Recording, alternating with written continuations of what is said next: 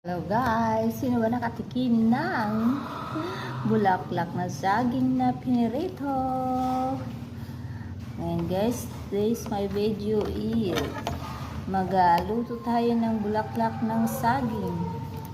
Ginaganyan ko lang guys. Ito ang kailangan natin.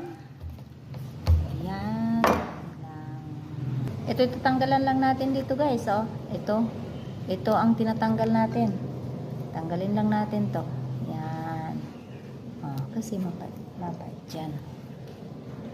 At ating huhugasan to. Kaunti lang guys ang ating nilagay. Ayun. Tinatugok ko na ha. 2 kutsarang cornstarch. Tapos harina.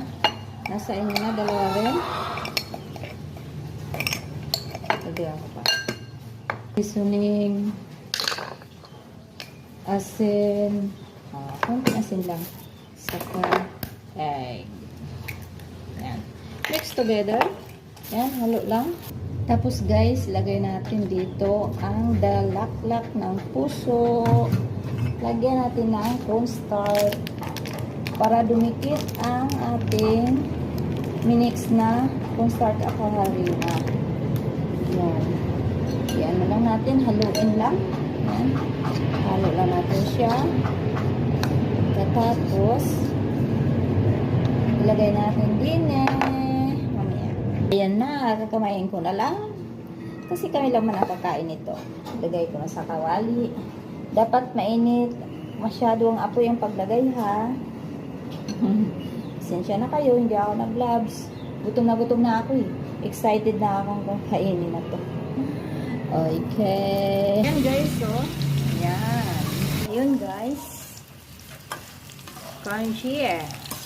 Dapat papula-pulahin natin muna. Medyo konti lang mantika ako nga eh. Pulahin natin. Naluto na ang aking bulaklak. Ang aking sausawan guys is tawyo at saka suka. Nasa inyo na yan kung suka lang. So gusto ko itong sarap. Promise.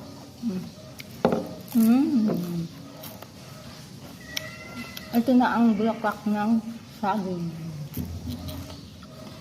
Mas yummy guys. Thank you for watching.